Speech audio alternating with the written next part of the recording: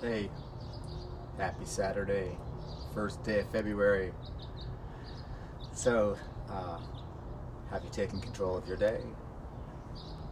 Yeah, I want to do a special shout out to my son-in-law, Trevor. I'm going to stay still. I'm not going to rock back and forth. Yeah, he called me out on that. I really appreciate that. I'll do my best.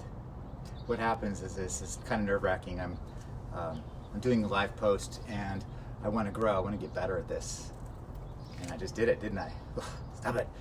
And so when I am, and also the I should get into Toastmasters, right? So there it is again. So trying to take control of my day, and I encourage other people by coming on here on a daily basis, and I post to my personal business page as well as to the Mel Robbins 5-second rule group, and there's like 36,000 people. So it's a little bit intimidating. However, I am going to own this, and what I'm going to own is accountability to myself, and hopefully to encourage other people to do the same. If you want to grow, you need to put in the effort, and to put in the effort, it requires intention. And 95% of us don't do that because it's not comfortable. It isn't. Life isn't comfortable, especially if you want to make changes, especially if you've lived a few decades and you get used to the same old habits. And a lot of times those habits are negative, meaning that they're limiting. We all have some self-limiting beliefs, and it starts with gratitude, getting up with intention, and really realizing what you're grateful for, and listing it out. And I think to some it becomes more natural than others. To yet others it's impossible because they've completely talked themselves out of it. I've had ups and downs this week, and as I was explaining to Trevor in my response is that it's kind of like you take one step forward and 3 steps back until finally you're going 2 steps forward and 1 step back, and you get better and better.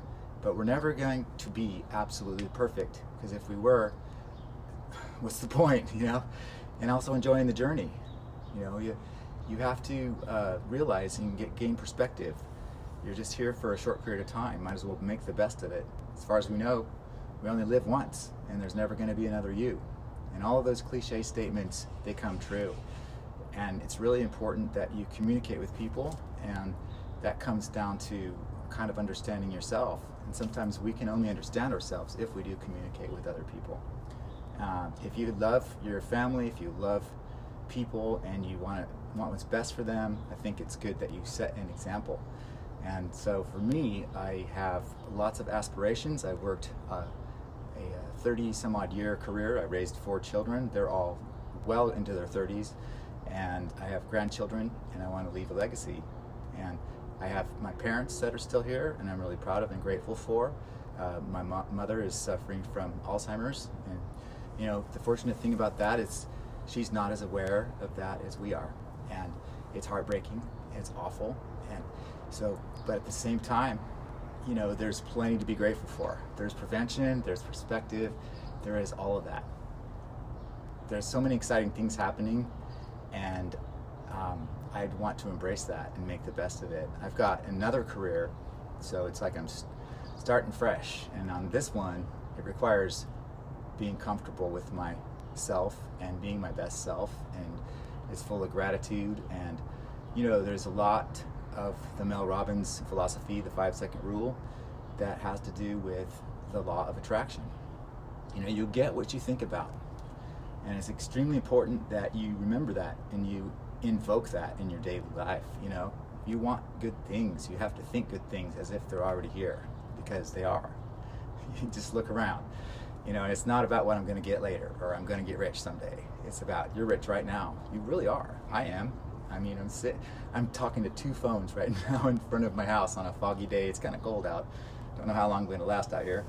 And I'm rocking back and forth, working on it. Being aware, being self-aware is extremely important. It's not just about making an appearance and looking good for other people. It's about feeling good and believing it yourself. That's an area that I've always struggled with. It's not about feeling put down because I'm obnoxious or I'm intense, or how can you live with that? You know, those types of things, I allow that to hurt me when I hear other people say that. They're not saying that to hurt me. And the whole comment that I keep saying on here too is what other people think of me is none of my business. It's easy to say and think that that's a really awesome thing to analogy, but at the same time, you have to know that too, because what I think of myself is really what matters the most. And you know, again, some people have a lot better time of that. If you've spent a lifetime feeling sorry for yourself, and again, that sounds cliche, but at the same time, oh, well, you know, they called me names. Yes, they did. So how are you going to react to it? Do you believe it? See, the problem is you do. So if you can look in the mirror and really, really say, I like myself, or, you know, you're good, or maybe you're not perfect. We use a term called perfectly imperfect in the coaching program that I'm in. And that's just it. We are all perfectly imperfect. You know, nobody's perfect. But if we can find some humor, if we can poke fun at ourselves, that's probably the best thing, and not take things so personal, because nobody's really looking at you that way. Only you are. And so I think that once we start practicing the gratitude by getting up on purpose on the first snooze, or not a snooze at all, and just immediately start thinking of the good things. And when you find yourself negative, and you will, you have to find a way to change that. And there's going to be bad mornings. There really is. And I talked about this yesterday when I was rocking back and forth and saying, and I really did force myself, and it has to be forced, to change my thoughts. And then I reached out to different individuals, and there's just a buttload of people that are just amazing across the world. And that's what I love about being plugged into the 5-second rule, the Mel Robbins group, is because there are people that are international, and people that comment and join the bandwagon. And then there's people that are local that do know me, and they're kind of like looking at me like, oh, all right, what's he doing? Yeah, he's got some balls. Yes, I do, as a matter of fact. That's the one thing. You think I'm intense? You haven't seen nothing yet. Because I'm going to apply it to the most positive things that I can. You know, you know, like I said, it's really difficult with having to deal with Mom, dealing with the concept of that, because we miss her. You know, I think everybody has a mom, and or a dad or something they've always been really close to, and so, you know, yeah, no, it isn't fun. It's not a good thought to be losing somebody. But look at all the people that you have. Look at all the people that are still, you know, depending on you to bring them back around and to give them perspective, leaving that legacy. A lot of things to be excited about. So if you get up and you take control by making sure that you wake up with intention, immediately, before looking at your phone, before listening to anybody, before getting into an argument, before looking at the TV, especially that. Don't be getting into political crap. Don't even be looking at the news because there was a shooting somewhere or something blew up. That's horrible. Obviously it is. So why are you focusing on it? Acknowledge it and move on. I'm not saying ignore it, be irresponsible, not care. I'm just saying you owe it to yourself to be your best. And so do that. And then see what you can do to kick ass and formulate a plan to do that by listing out all the things you have to do. And another funny term is eat that frog first. So that means do the hardest task first. Get it out of the way. Reward yourself at the end of the day for all the stuff that you've done. All the connections you've made, all the people's lives that you've influenced. And you can do that by doing random acts of kindness or just being kind to other people.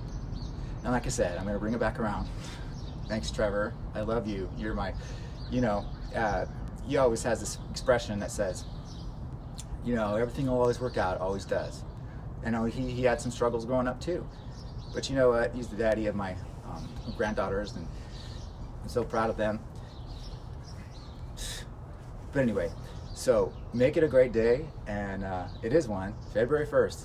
My God, we're in the second month of 2020, and everybody says, oh, it's going to be my year. Well, do that. Make it your day first.